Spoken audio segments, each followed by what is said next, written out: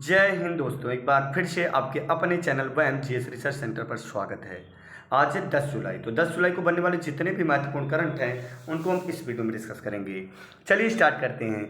तो 7 जुलाई 2022 को किस शहर में प्रधानमंत्री नरेंद्र मोदी ने अखिल भारतीय शिक्षा समागम का उद्घाटन किया है? तो याद रखिएगा, वाराणसी में। तो अखिल भारतीय शिक्षा समागम का उद्घाटन प्रधानमंत्री नरेंद्र मोदी ने वाराणसी में किया है। कहाँ पर किया प्यारे बच्चों? वाराणसी। क्लियर है? अगले प्रश्न पे चलते हैं। जुलाई 2022 में यूनेस्को के 2003 सम्मेलन की अंतर सरकारी समिति के लिए कौन सा देश चुना गया? तो 2022 यूनेस्को के सम्मेलन की अंतर सरकारी समिति के लिए भारत देश को चुना गया है। किस देश के प्यारे बच्चों?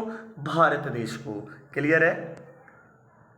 निम्नलिखित में से किसने जुलाई 2022 में ब्रिटेन के प्रधानमंत्री के पद से इस्तीफा दे दिया है? तो ब्रिटेन के प्रधानमंत्री पद से इस्तीफा दिया है बोरिस जॉनसन ने। किसने दिया है? Boris Johnson. क्लियर है? तो ब्रिटेन के प्रधानमंत्री पद से इस्तीफा दे दिया अभी हाल ही में बोरिस जॉनसन। क्लियर है? जुलाई 2022 को किस राज्य सरकार ने अपनी इलेक्ट्रिक वाहन नीति को मंजूरी दी है? तो इलेक्ट्रिक वाहन नीति को मंजूरी दी है छत्तीसगढ़ सरकार ने। कौन सी सरकार प्यारे बच्चों? तो छत्तीसगढ़। क्लियर है? चलिए, गृह मंत्री अमित शाह ने जुलाई 2022 में किस शहर में स्वामी रामानुजाचार्य की स्टैचू ऑफ पीस का अनावरण किया है? तो स्टैचू ऑफ पीस का अनावरण किया गया है कहाँ पर? तो आपका जवाब हो जाएगा श्रीनगर में। बोला जाएगा स्टैचू ऑफ पीस का अनावरण किसने किया? तो गृह मंत्री अमित शाह ने किया। किसने किया? गृह मंत्री अमित शाह ने किया। स्टैचू ऑफ पीस का अनावरण किया गया। तो बताइए कि यह किसकी प्रतिमा बनी है?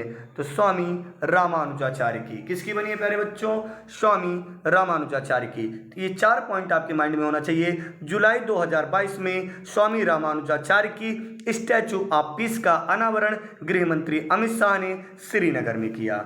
क्लियर है? कब किया? तो जुलाई 2022 में। चलिए अगले प्रश्न पे चलते हैं। जुलाई 2022 को किस केंद्रीय मंत्री ने नई दिल्ली में स्वनिधि महोत्सव का शुभ आरंभ किया है? तो स्वनिधि महोत्सव का शुभ आरंभ हरदीप सिंह पुरी ने किया है। किसने किया?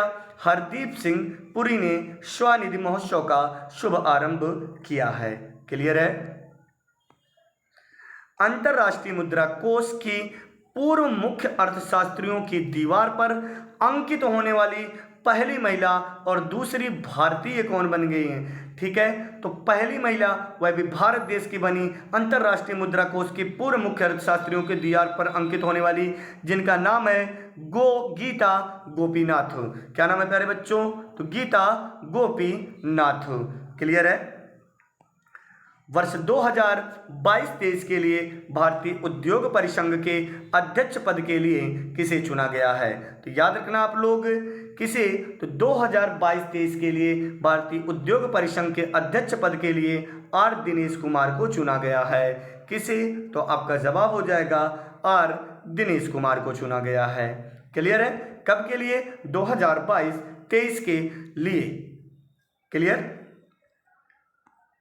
अगला प्रश्न आपसे क्या कह रहा है प्यारे बच्चों? तो जुलाई 2022 में किस शहर में पहले भारत पशु स्वास्थ्य शिखर सम्मेलन 2022 का उद्घाटन किया गया? तो याद रखिएगा, क्या बोल रहा है? किस शहर में पहले भारतीय पशु स्वास्थ्य शिखर सम्मेलन 2022 का उद्घाटन किया गया? तो आपका जवाब हो जाएगा नई दिल्ली। क्या बोलेंगे प्यारे बच्चों? तो जुलाई 2022 में किस शहर में पहले भारत पशु स्वास्थ्य शिखर सम्मेलन 2022 का उद्घाटन किया गया? तो आपका जवाब हो जाएगा नई दिल्ली। क्लियर है? चलिए दूसरे प्रश्न पे चलते हैं हम लोग। रोहित शर्मा क्रिकेट इतिहास में लगातार कौन से T20 जीतने वाले पहले कप्तान बन गए? तो रोहित शर्मा क्रिकेट इतिहास में लगातार 13 T20 जीतने वाले पहले कप्तान बन चुके हैं। कौन? तो आपका जवाब हो जाएगा रोहित शर्मा। क्लियर है? कितने? तो आपका जवाब हो जाएगा 13। क्या बोलेंगे? 13। क्लियर? चलिए आगे चलते हैं हम लोग। जुलाई 2022 में शिंजो अबे का निधन हो गया वे किस देश के पूर्व प्रधानमंत्री थे? तो याद रखिएगा, शिंजो अबे का जुलाई 2022 में निधन हो गया, जो जापान के, कहाँ के प्यारे बच्चों, तो जापान के पूर्व प्रधानमंत्री थे। तो बात आई है जापान की, तो जापान की राजधानी है प्यारे बच्चों टोक्यो। क्या राजधानी है? टोक्यो। अगर हम बात करें टोक्यो किस द्वीप पर है, तो होन्शु द्वीप पर है। क्लियर है? और होन्शु द्वीप किसके लिए प्रसिद्ध है? तो पेट्रोलियम के लिए प्रसिद्ध है। क्लियर है? तो याद रखिएगा 6 अगस्त 9 अगस्त 1945 को हिरोशिमा नागासाकी पर परमाणु बम गिराए गए थे। क्लियर है? 6 अगस्त को लिटिल बॉय और जबकि 9 अगस्त को फैट मैन नामक परमाणु बम गिराए गए थे। क्लियर है? तो जापान के पूर्व प्रधानमंत्री का हाल ही में निधन हो गया, जिनका नाम क्या था? Shinzo Abe. चलिए अगले प्रश्न पे चलते हैं हम लोग। साक्षी मलिक ने 7 जुलाई 2022 को किसकी पहली पुस्तक ग्रेटिंग द ब्रिड द जेन जड वे टू सक्सेस का विमोचन किया है? तो प्रार्थना बत्रा का। तो साक्षी मलिक ने प्रार्थना बत्रा का पहली पुस्तक जिसका नाम है ग्रेटिंग द ब्रिड द जेन जड वे टू सक्सेस का विमोचन किया है। क्या नाम है जिनका विमोचन किया? तो आपका जवाब हो जाएगा प्रार्थना बत्रा की पहली पुस्तक ग्रेटिंग द ब्रिड द जेन जड वे टू सक्सेस। क्लियर है? विमोचन किसने किया प्यारे बच्चों? तो आपका जवाब हो जाएगा साक्षी मलिक। क्लियर है? पुस्तक का नाम, ये 3 पॉइंट आपको ध्यान रखना है। क्लियर है? आईसीसी टेस्ट रैंकिंग में विराट कोहली की रैंक क्या है? तो आईसीसी टेस्ट रैंकिंग में विराट कोहली का रैंक 13वां है। क्या बोलेंगे प्यारे बच्चों? 13वां। क्लियर है ना? तो 13वां रैंक है आईसीसी टेस्ट रैंकिंग में विराट कोहली का। क्लियर है? चलिए, market research society of India ने 2022-24 के कार्यकाल के लिए किसे अपना अध्यक्ष चुना है? तो market research society of India ने 2022-24 के लिए मनीष मखीजानी, क्या बोलेंगे? मनीष मखीजानी को अपना नया अध्यक्ष चुना है प्यारे बच्चों।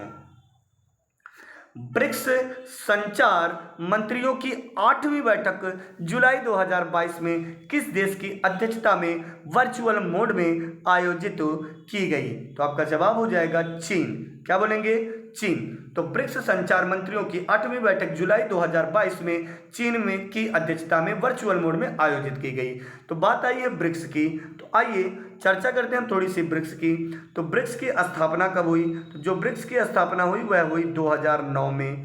क्लियर है ना? और पहली बार इस शब्द का यानी यह मोड में कब आया? तो 2006 में। क्लियर है? इसमें देश कितने हैं? वर्तमान समय में इसमें 5 देश हैं। जब इसकी स्थापना हुई थी तब इसमें मात्र 4 देश थे, तब इसका नाम था ब्रिक।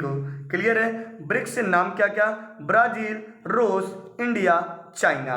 लास्ट में 2010 में साउथ अफ्रीका इन्वॉल्व हो गया, तब से इसका नाम ब्रिक्स पड़ गया। क्लियर है? तो साउथ अफ्रीका कब इन्वॉल्व हुआ? 2010 में। क्लियर है? ये लास्ट प्रश्न था प्यारे दोस्तों।